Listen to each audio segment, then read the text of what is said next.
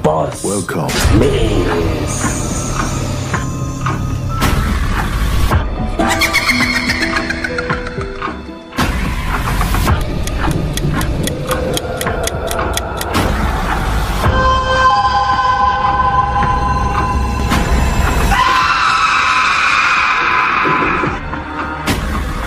Wajahnya menyeramkan.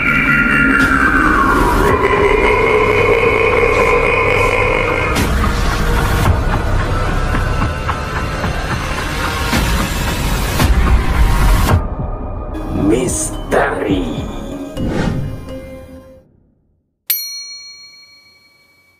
Assalamualaikum warahmatullahi wabarakatuh. Ketemu lagi bareng saya Danu Van Danu di podcast Sebayu Misteri. Oke, Sebayu, saya selalu berdoa pemirsa Sebayu FM selalu diberikan nikmat sehat agar terus menyaksikan, menonton, dan jangan lupa subscribe, like Posmis, podcast Sebayu Misteri dengan kisah-kisah seramnya, cerita-cerita mistisnya. Sahabat Posmis, edisi kali ini sangat spesial karena kita sudah kedatangan langsung seseorang yang akan menceritakan kisah seramnya yang ia alami. Nah, kita kenalan dulu dengan Mas Mewan atau biasa dipanggil Mas Iwan. Mas Iwan, gimana kabarnya, Mas? Baik, Mas. Oke, baik ya, Mas? Ya, Ul. Ya, Mas Iwan ini mau menceritakan tentang kisah horornya. Dan perlu pemirsa tahu, Mas Iwan ini adalah aktivis pemuda di Kelurahan Margadana, Kota Tegal. Selain itu, Mas Iwan ini juga adalah seorang jurnalis yang pastinya sering liputan kemana-mana ya. Tapi ada satu kisah yang tidak bisa dilupakan, yaitu waktu Mas Maiwan meliput hilangnya seorang anak kecil di salah satu wilayah Kota Tegal. Dan hilangnya ini memang hilang secara misterius, tapi akhirnya si anak ini bisa diketemukan kembali. Benar seperti itu ya, Mas Iwan? Ya, benar. Oke, mungkin sebagai gambaran awal, Mas Iwan, itu waktu Mas Iwan meliput di kejadian itu, awalnya bagaimana si anak ini? Jadi begini, Mas Danu Van Danu. Awalnya itu saya mendengar rumor. Kebetulan saya tinggalnya di salah satu kelurahan di Kota Tegal, yaitu di Kelurahan Margadana. Saya mendengar rumor dari warga sekitar bahwa ada anak hilang. Ada anak hilang begitu saja. Ada yang ngomong di gondol wewe gombel, ada yang ngomong di gondol genderuwo, ada macam-macam. Kemudian berhubung saya pekerjaan sebagai seorang jurnalis, insting dan naluri saya seorang jurnalis ingin mencari tahu apakah benar itu hilangnya karena makhluk gaib dan lain-lain. Setelah saya ke rumahnya, ketemu dengan anaknya, bapak sama ibunya, katakanlah anaknya namanya Sri ya, umurnya 5 tahun. Waktu itu tanggal 28 bulan 10 tahun 2019. Saya mewawancara interview dengan anak tersebut dan kedua orang tuanya. Kejadian waktu itu maghrib, memang penuturan. Oke, sebentar Mas Iwan. Ya. Kejadian waktu itu tahun 2019 dan di saat masuk waktu maghrib. Penasaran dengan kisahnya hilangnya anak kecil ini yang akan disampaikan Mas Mewan? Langsung saja kita saksikan Posmis yang juga akan dideskripsikan gambar-gambar seram oleh Mbah Rokso. Di mana lagi kalau bukan di Posmis.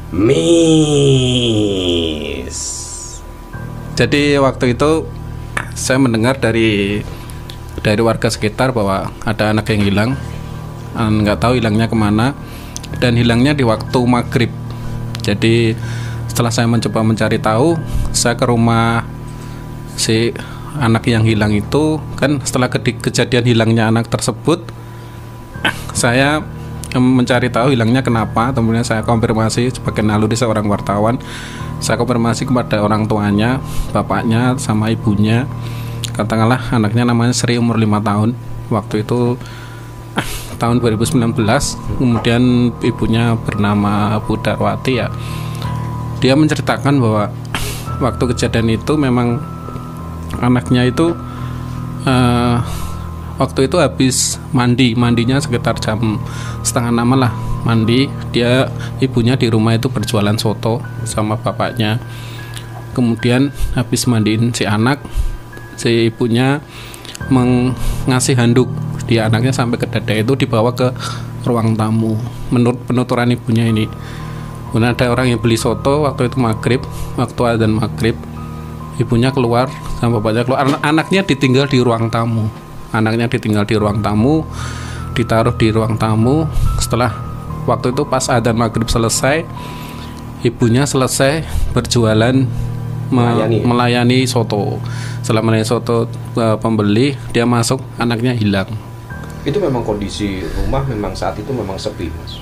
Itu rame ya, nggak terlalu sepi sih. Emang kalau kondisi masih maghrib itu memang jalanan memang agak sepi karena rumahnya kan agak masuk ke gang itu di wilayah Kelurahan Margadana.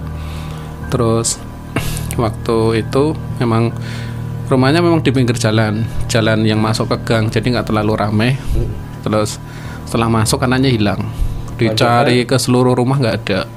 Rumahnya berada di pinggir jalan. Iya, di pinggir jalan. Makhluk-makhluk seperti itu biasanya rumahnya di kebun bambu atau mungkin di areal hutan. Ini enggak ya berarti ya? Cuma di rumah itu belakangnya ada kebun agak luas, ada pohon kelapa, ada pohon pisang dan macam-macam. Lah dia kemudian nyari sama bapaknya ke rumah itu. Ternyata menurut penuturan ibunya nggak ketemu juga. Terus lapor RT, lapor RW, sekitar 50 orang nyari keberadaan anak ini kemana gitu. Sore itu juga? Habis maghrib itu, setelah hilang itu dicari kemana-mana nggak ketemu. Kemudian waktu itu saya wawancara dengan anaknya juga yang Sri itu. Setelah kejadian, dia menyampaikan bahwa anaknya dia merasa dibawa seorang nenek atau wanita itu di sebuah sungai yang besar yang banyak bambunya, dimandiin di situ. Anaknya itu bercerita seperti itu.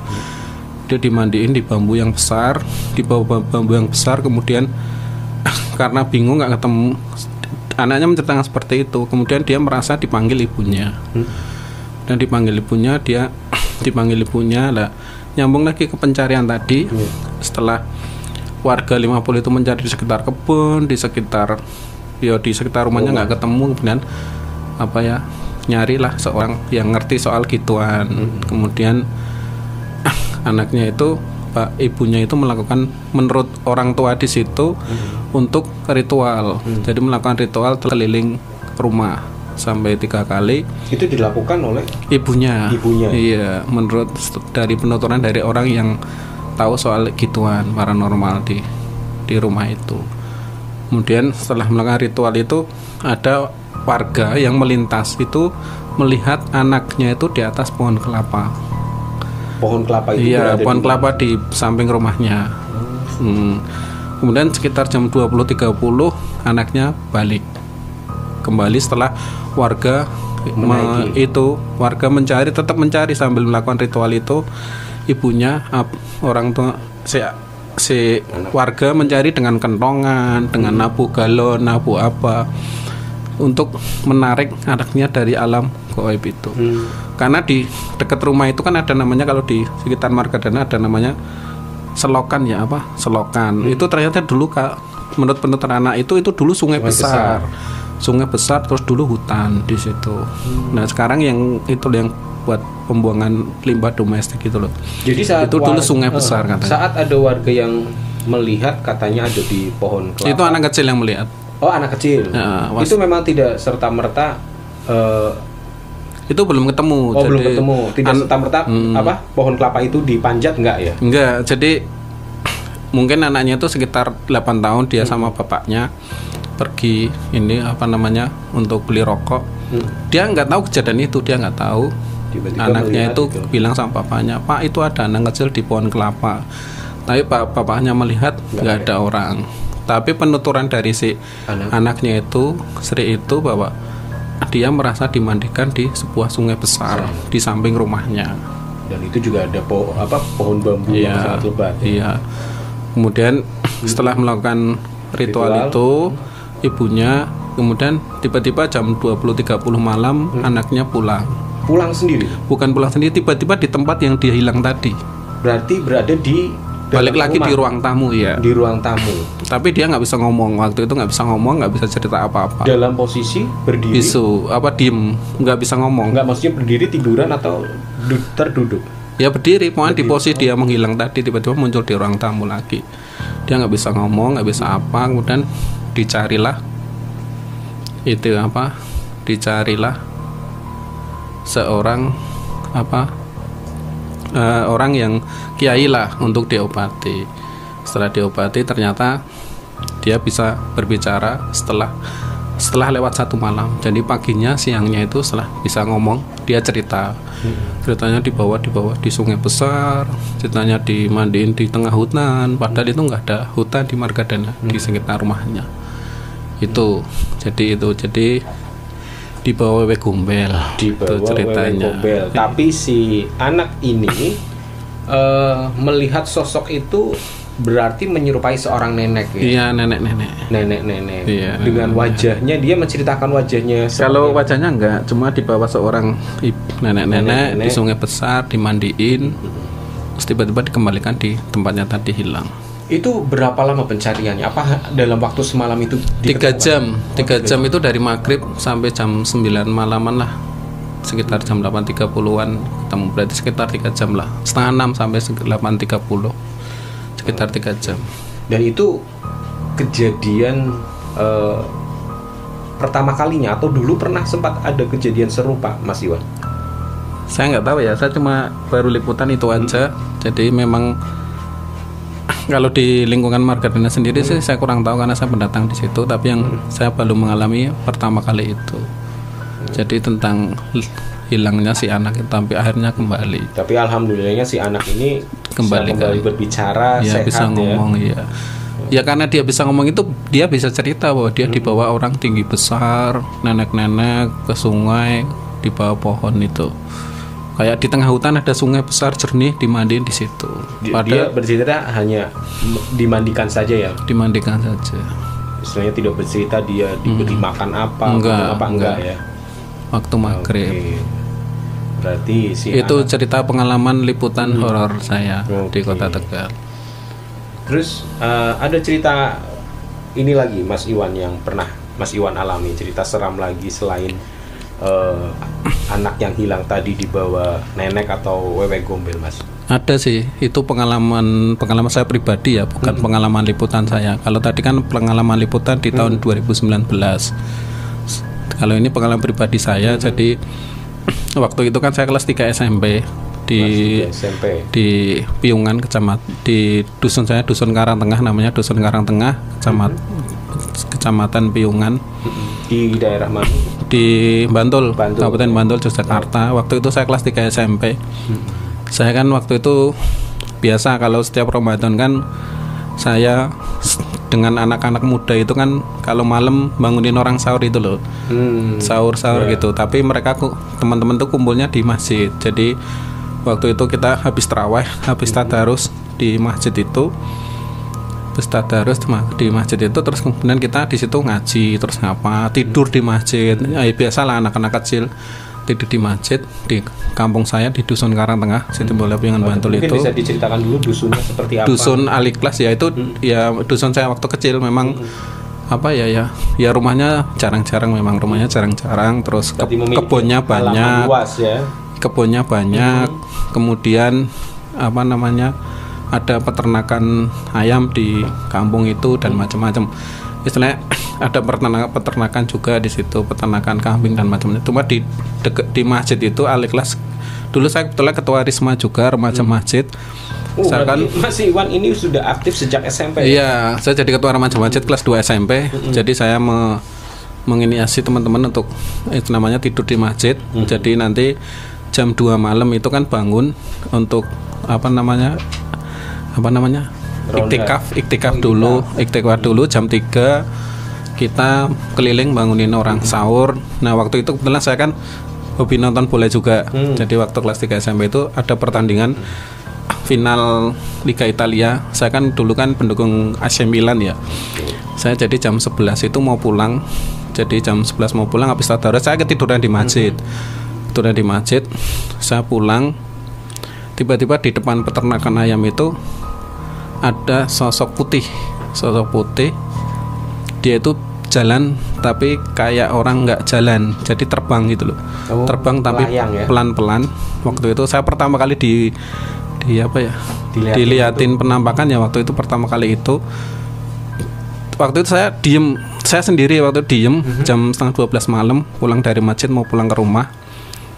Tiba-tiba bayangan putih itu kayak seorang wanita, mukanya rata hitam. Waktu itu kan saya pulang dari masjid itu sendirian kelas 3 SMP ya. Sendirian berdiri waktu itu. Begitu ada bayangan putih lewat di depan saya berdiri. Mau teriak nggak bisa, mau kedep nggak bisa. Pokoknya diem aja, berdek, meripat saya kayak mata nggak bisa kedip. Oh, berarti kaku ya? Aku ya. Nge-freeze. Dia berjalan di depan saya, terus berhenti di depan saya pas. Terus hadapnya ke sebelah selatan, terus tiba-tiba pas di depan saya dia balik mukanya hadap-hadapan dengan muka saya. Itu mukanya rata. Kayak seorang wanita pakai rukuh warna putih. Jadi diem di depan saya. Jadi saya tuh berhadapan-hadapan muka dengan makhluk itu gitu, jin. Selang berapa lama itu Mas Iwan? Apanya? Berhadapan dengan hantu ini? Ya nggak tahu selang berapa lama. Tiba-tiba saya matanya dipencoki nyamuk, kedep, hilang. Tapi sebelumnya saya ketika setiap kali ke masjid sholat raweh, iktikaf, saya selalu selalu bayangan itu berseliweran di depan saya. Sebelum kejadian itu 10 hari setelah Ramadan. Jadi sebelumnya ada bayang-bayang itu. Saya kan kalau jam 2 dulu waktu kecil suka ke masjid, itu iktikaf sendiri. Masjid kelas 3 SMP. Letaknya jauh, jaraknya ya sekitar 3 kilo lah. Tapi saya dari jalan rumah kaki. 3 kilo? Iya, saya jalan kaki, berangkat jam 1 sampai masjid jam 2. Nah, peternakan ayam itu berada nggak jauh dari di pinggir masjid. Jalan. Ya itu jinnya keluar di peternakan ayam itu. Nggak jauh dari masjid itu? Iya, nggak jauh dari masjid. Diem, mau teriak nggak bisa, mau kedep nggak bisa, mau apa, mau diem aja. Terus habis itu pokoknya kayak orang ketemu hantu pertama kali gitu loh. Sempat maksudnya dari Mas Iwan sendiri baca doa gitu? Nggak bisa ngomong, nggak bisa teriak, nggak bisa apa. Kaku, mulutnya kayak dikunci, matanya melotot terus badannya kaku diem, nggak bisa ngapa-ngapain. Dia di depan saya, mukanya ngadep ke saya, hitam rata, nggak ada matanya, hidungnya, mulutnya nggak ada. Itu kelas 3 SMP. Kemudian setelah saya pencokin nyamuk, saya kedep, saya lari pulang lagi ke masjid, ngos-ngosan sama teman-teman, dikasih air putih, terus dicarikan orang ustadz di situ, terus saya bisa ngomong. Dan saya cerita bahwa di sana memang ada bayangan putih seperti itu. Nah, setelah itu kejadian berurutan. Setelah kejadian itu berurutan, muncul kejadian-kejadian serupa. Contohnya saya ketika waktu mau sholat subuh jam 4 itu, jam 4 masih di bulan Ramadan itu, di belakang saya kan ada banyak pohon pisang itu di rumah saya di Jogja itu. Karena bangunan rumah saya di Jogja itu yang bangun simbah dulu, jadi masih ada unsur Jawa gitu loh. Terus waktu ke kamar mandi, wudunya pakai padasan. Kamar mandi itu berada di luar berarti? Di belakang rumah, di kebun itu ada. Padasan, kayak nenek-nenek. Saya lihat ada nenek-nenek sendetan di pohon pisang. Itu pukul berapa itu? Jam 4 pas saya mau sholat subuh. Terus saya habis wudhu, saya mau wudhu itu dia diem aja di situ. Karena saya pengalaman di Weru yang pertama itu tadi, penampakan yang pertama. Yang kedua ini saya nggak takut, tak samperin, saya wudhu. Habis wudhu tak tengok lagi, dia hilang. Udah nggak ada. Ya pengalaman pertama itu yang pertama jin wanita itu, yang kedua nenek-nenek ini di pohon pisang. Tapi si nenek-nenek ini, sosok ini istilahnya Mas Iwan lihat bener menyerupai nenek-nenek. Iya, nenek-nenek. Itu ternyata, ya itu setelah itu kejadian berurutan terjadi di bulan selama saya kelas 3 SMP itu. Setelah itu kan saya liburan SMP. Liburan SMP saya ditawari sama bapak untuk bantu jaga peternakan ayam potong di tempat saya kan ada. Di peternakan ayam potong itu di tengah sawah kandangnya. Nah, saya di rumah kan waktu itu malam-malam saya di situ, bapak pulang ngambil makanan ayam itu, saya di situ suruh jaga sendirian. Saya ngontrol keliling itu, lihat pocongan di tengah sawah. Jadi dia kayak ongkang-ongkang gitu, ada pocongan di tengah sawah. Saya lihat karena saya udah pengalaman di Berwi yang pertama. Iya, melihat hantu-hantu yang tadi ya. Nggak takut, ya agak ngeri juga, terdek. Waktu itu nggak ada HP, nggak ada WA, nggak ada apa. Pocongan terus. Itu malam, Mas? Malam. Terus 3 hari setelah itu saya kan niat pulang lagi untuk itikaf. Di sawah yang di pintu masuk di dusun itu ada sosok laki-laki pakai sarung kotak-kotak, mukanya hancur. Itu duduk di saluran irigasi samping ke pura masuk ke dusun. Waktu itu saya jalan dari peternakan ayam itu, jalan mau ke masjid, mau ke rumah dulu, terus ke masjid. Melewati yang ke pura itu tadi, ke pura sama irigasi itu tadi.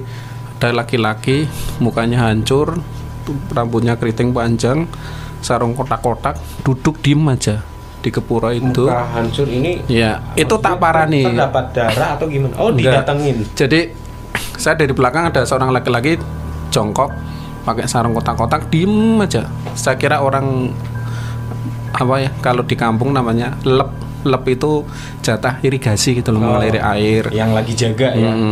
Terus jam 2:30 malam itu saya hampirin, saya lihat mukanya hancur.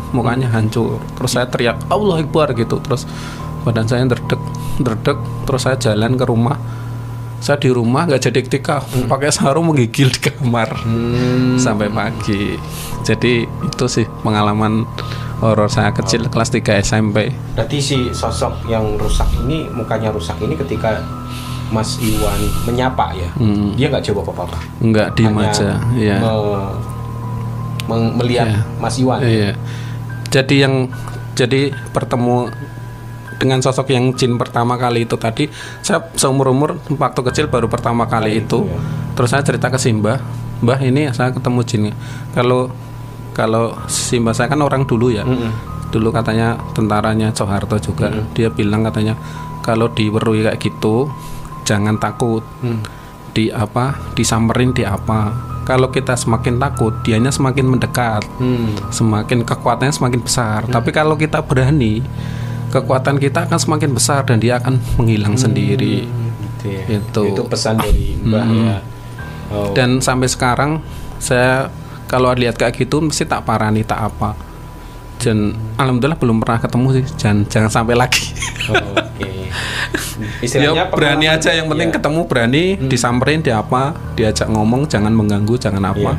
Istilahnya pengalaman pertama itu yang akhirnya membuat Mas Iwan berani jadi ya. Iya, berani ketemu dengan hal-hal goib. Mas Iwan ini asli Bantul ya. Nah, sampai sekarang Mas Iwan masih sering kali menemui, maksudnya penampakan sosok hantu atau memang sudah benar-benar tidak pernah menemui, Mas? Bukan nggak pernah, tapi kalau apa ya, terakhir saya ketemu sama wedon itu kata orang Jawa, kata simbaku dulu itu makhluk yang kecil itu setelah dilihat menjadi tinggi besar kemudian menghilang. Itu terakhir. Jadi itu gimana, Mas? Ya di Jogja juga, itu kelas 3 SMP juga. Itu terakhir ketemu makhluk goib, makhluk jin lah. Sampai sekarang belum ketemu lagi. Jadi setelah kejadian bertemu jin yang setelah pulang dari masjid itu yang pertama itu berurutan selama 1 tahun itu, selama kelas 3 SMP itu berturutan. Ada jin, kemudian ada yang wanita yang mukanya rata itu, dan ada genderuwo tadi, kata orang di saya itu genderuwo yang di Kepuro yang masuk ke dusun itu, yang mukanya rusak itu. Iya. Kemudian ada orang tinggi besar menghilang itu namanya wedon, pocong yang terakhir yang di sawah itu. Itu semua Mas Iwan alami saat di kelas 3. Di kelas 3 SMP. Setelahnya itu SMA, kuliah, SMK belum, kuliah belum pernah. Oh, belum pernah. Cuma kalau di tempat yang agak ada sesuatu itu saya bisa merasakan di sini ada enggak gitu. Di sini ada gitu bisa rasakan. Lebih sensitif ya. Iya. Tapi saya berani, istilahnya bukan indigo ya. Kalau indigo kan bisa melihat goib. Iya. Kalau saya bukan indigo. Cuma kadang-kadang aja bisa melihat. Nah, pemirsa Posmis, ini tadi Mas Iwan sudah menceritakan kisah mistisnya dari mulai tadi liputan menjumpai anak yang dibawa nenek tua, dan juga menceritakan pengalaman mistisnya saat kelas 3 SMP. Sekarang saya akan beralih bertanya dengan Mbah Rokso. Mbah Rokso, tadi apa yang sudah diceritakan Mas Iwan, ini mungkin Mbah Rokso sudah menggambarkan, sudah mendeskripsikan sosok-sosok seperti apa ini yang diceritakan Mas Iwan, Mbah? Di awal dia sudah kemari, makhluknya sudah ke sini. Di awal sudah di ruangan sini. Dia datang dari sebelah sana ya. Saya juga nggak menyangka. Saya kira hanya mungkin ini kekuatannya punya kekuatan. Dia punya insting kuat ya. Jadi ketika ada sesuatu yang menceritakan ide, iya, menceritakan atau mengulik sedikit, dia instingnya bagus, jadi langsung mendatangi titik itu begitu. Jadi ketika dia mau datang ke sini, ini ada seseorang ya, saya nggak tahu siapa, tapi dia wujudnya, dia sebetulnya tidak mau digambar, tapi saya minta izin hanya digambar dalam bentuk bayang-bayang saja gitu. Sepertinya dia yang menguasai wilayah di sekitar sini atau di daerah Margadana gitu. Jadi laki-laki, dia jenggotnya lancip ya, jenggotnya lancip pakai kayak kita ikat, gitu ya, jadi pakai ikat kepala, pakai belangkon gitu, persis kayak kita. Cuma ini lancip dan dia tidak mau menatap lurus, jadi dia hanya menunduk ya, dia hanya menunduk. Pakainya baju coklat ala yang ada garis-garisnya. Oh, iya, cuma seperti itu. Baju ini ya, Jawa ya. Iya, jadi sebelum ini terbuka semua, jadi yang pertama muncul ini makhluk, ada sosok makhluk yang belum jelas mau datang ke sini, cuma bayang-bayang ini muncul begitu. Dan dia mungkin melindungi kita gitu ya, secara dunia mereka begitu. Melindungi kita secara dunia mereka. Jadi yang bau rekso di daerah sini. Dan ketika alam kemudian terbuka, tiba-tiba di daerah situ bukan Margadana yang sekarang ya. Jadi ini ada kayak pohonnya besar-besar sekali. Pohonnya besar-besar sekali dan jalanannya itu masih jalan tanah ya. Masih jalan tanah, jalannya lebar. Terus sebetulnya di sebelah sini ini sungai. Ini kan pohon-pohon besar. Nah, sebelah sini sungai dan ini tanahnya jalannya luas. Sebelah sana sawah gitu. Sebelah sana sawah. Nah, tiba-tiba ada sosok makhluk ini muncul dari dalam tanah. Ini sosoknya seperti ini. Dia sosoknya muncul dari dalam tanah, dia keluar, cuma belum jelas. Kemudian dia secepat kilat ke sini, ke salah satu batang di atasnya batang dia. Pohon, Mbak. Batang pohon ya. Dan ketika pertama dibuka, ini ternyata kepalanya kayak lehernya panjang ya. Saya pertama mengiranya ular gitu. Ternyata bukan ular. Saya pikir itu siluman ular. Ternyata bukan. Jadi ini leher tapi panjang sekali dan bercabang dua. Lehernya ada dua. Jadi lehernya, kalau manusia kan satu ya. Kalau itu jadi dua leher tapi satu kepala ya. Dua leher satu kepala. Dan lehernya lebih panjang daripada ukuran tangannya. Jadi bisa meliak-liuk lehernya. Nah, kemudian ini dari badannya memang tidak terlihat jelas. Cuma saya melihat ini hanya kayak sobekan-sobekan kain saja. Tidak bisa dilihat jelas. Tidak ada kakinya. Jadi kakinya ini kayak angin ya. Kakinya seperti angin dan dia cenderung ada di udara. Jadi ini sepertinya jin yang hidup di udara gitu. Di udara tapi dia bisa bersembunyi di dalam tanah, kemungkinannya. Jadi dia itu jenisnya jin yang ada di udara, tapi dia juga bisa bersembunyi di dalam tanah. Dan wujudnya itu ya seperti ini. Jadi dia itu terlihat kayak membawa bekal. Saya pikir pertama bayi ya. Dia lagi bawa bayi atau apa. Saya lihat terus, coba di zoom semakin dekat, ternyata ini ada kain selendang orang yang kayak orang tua zaman dulu sering gendong-gendong apa, pasti bawa kain ini ya. Tetapi kain ini ternyata ini sebagai sarana dia untuk membawa sesuatu.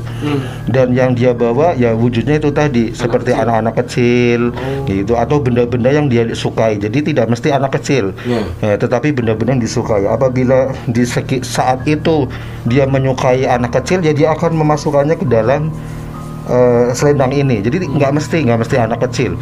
Barangkali dia menyukai mungkin ada binatang atau apa, dia bisa membawanya di sini, di alat gendongan ini.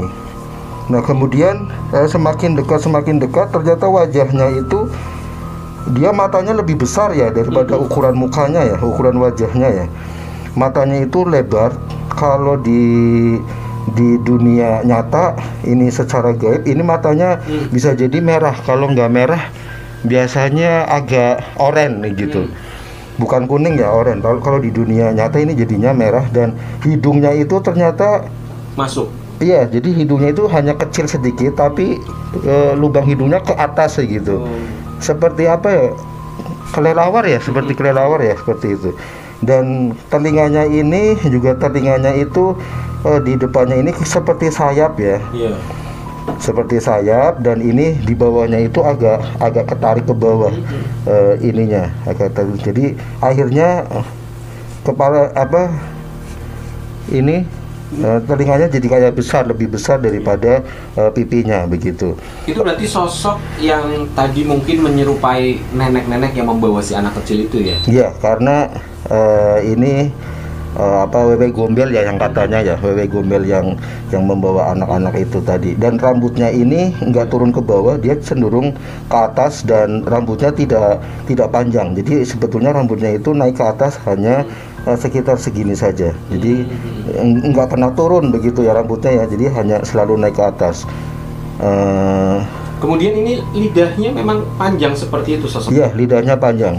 Jadi kalau orang di luaran sana banyak yang mengatakan Wewe Gombel ini, maaf ya, di payudaranya panjang gitu ya. Tapi saya melihat enggak seperti itu. Jadi saya melihat ternyata lehernya yang panjang ada 2 begitu. Dan ini memang lidahnya itu tidak seperti lidah ular, seperti layaknya lidah manusia biasa, cuma ukurannya lebih panjang keluar dari mulutnya. Dan ini mulutnya dia bisa melebar ya.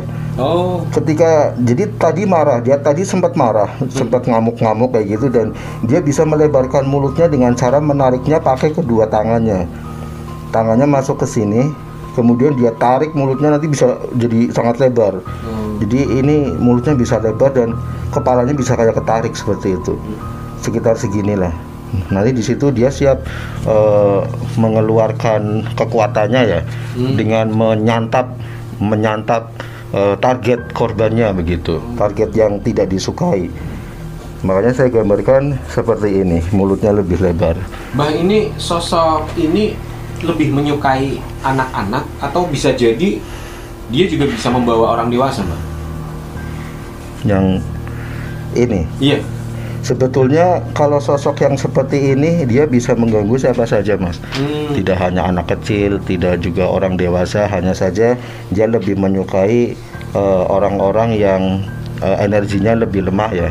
Energinya lebih lemah, istilahnya itu awak abang gitu ya. Energinya lebih lemah, awak abang. Kemudian bagi dunia jin itu ada sesuatu yang menarik perhatian dirinya. Bisa jadi ada semacam kayak cahaya ya. Jadi tubuh manusia itu kan ada cahayanya. Ada yang cahayanya kuat, ada yang cahayanya lemah seperti itu. Dan untuk cahaya-cahaya yang kuat tetapi awaknya awak abang itu yang lebih disukai sama makhluk jin seperti itu. Jadi seolah-olah kalau dia bawa itu, dia itu tidak terkalahkan bagi kalangan jin yang lain, sebenarnya istimewa gitu kan. Kamu bawa apa misalnya gitu, karena berhasil membawa manusia, jadi kayak dia memiliki kekuatan. Iya, jadi memiliki cahaya seperti itulah, bercahaya gitu. Jadi kekuatannya seperti itu. Ya, jadi makhluk ini bisa mengganggu siapa saja dan lokasinya saya nggak tahu karena ketika dibuka alamnya ya alam pohon-pohon besar saja dan jalanan tanah. Barangkali di daerah Margadana ada yang seperti itu, berarti kemungkinan besar di situ. Pohon-pohon yang besar itu. Ya, terima kasih Mbah Rokso atas penjelasan dan deskripsi gambaran dari Mbah Rokso ya.